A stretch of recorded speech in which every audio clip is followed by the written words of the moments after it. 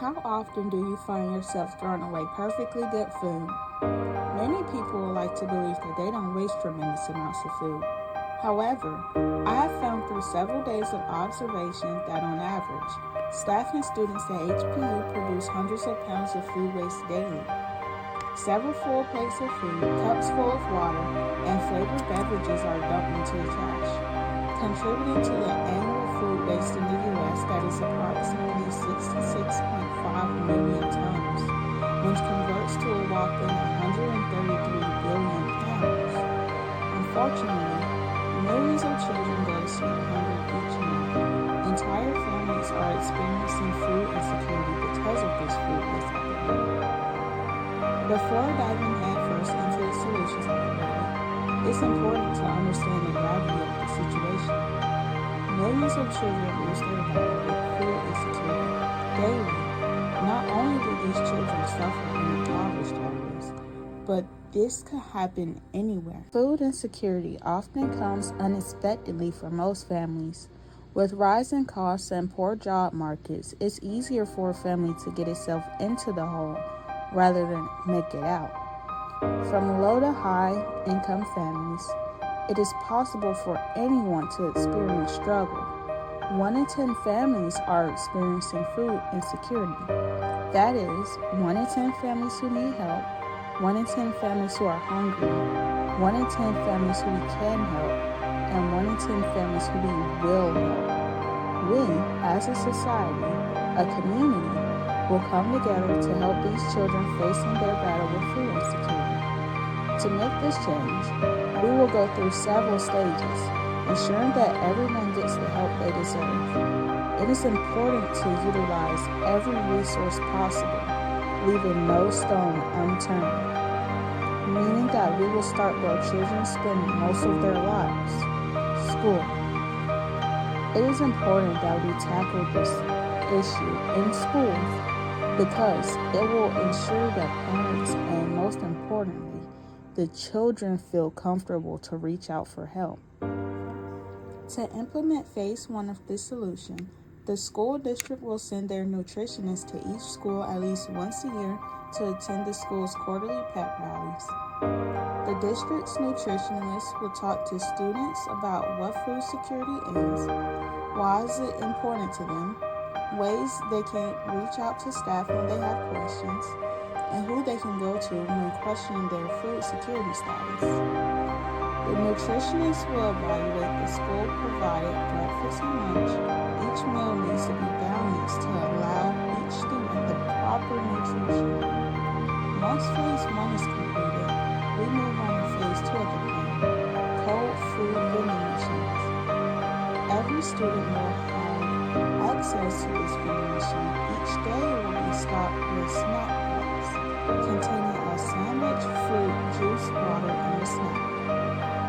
Each morning, coins will be allocated throughout the school. Teachers will hand out coins to each student as they have lunch time, ensuring that they do not lose the coin before they are able to spend it at the vending machine. On Fridays, students will receive 2 additional coins to satiate their nutritional needs over the weekend. Phase 3 of the plan occurs beyond the school walls. Students will have the option to indicate whether they have other children that do not attend school or its equivalent, allowing for the school to take action and send the child home with additional supplemental food items for their siblings. While effective, this plan is very expensive. The average vending machine costs up to $5,000. With about 5 to 6 schools in each district, the number rises between $25,000 to $30,000. Donations will be received through fundraising, community outreach, and partnership with local food pantries. Each day, the school will have their cafeteria staff assemble the bags and restock the vending machines as needed. While this plan will help on school days, it is important that children are able to eat year-round, as holiday and summer break is when food insecurity among children tend to spike. To reach those children who are not attending school or those who are on break, We will start by dispersing self-driving delivery vehicles. Through partnership with Nura, a company specializing in self-driving vehicles of all sizes, Phase 4 will be implemented. While this may be one of the most expensive solutions, it will also prove to be highly effective. The production of these self-driving vehicles will be provided through fundraisers, both online and in person. Using these vehicles will make it possible for families where adults are unable to get fresh groceries or provide hot meals with the chance to give their children everything they need. The self-driving delivery vehicles will provide frozen meals that are ready to be heated.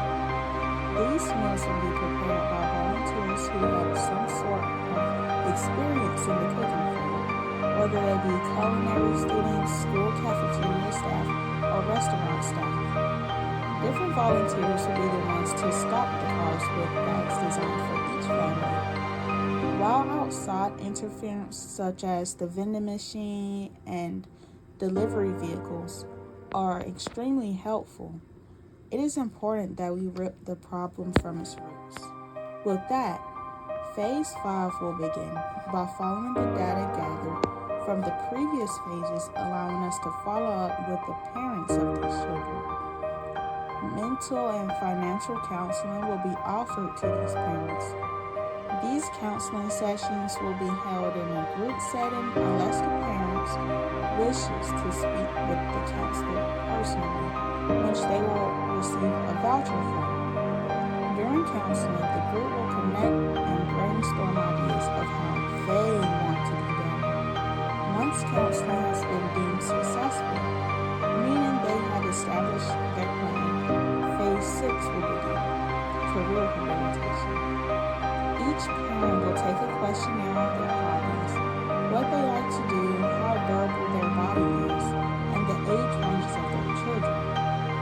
These questions are important because it allows the parent to pick a career that they like, allowing them to find something that will stick. Building a portfolio and workplace skills will gradually help that parent become someone that their child will want to look up to. While it's important to support new ideas, I believe that it's important to support those already in place. To support those fighting for change, go to your search bar and type in www.nokidhungry.org, or feel free to click the link in the description.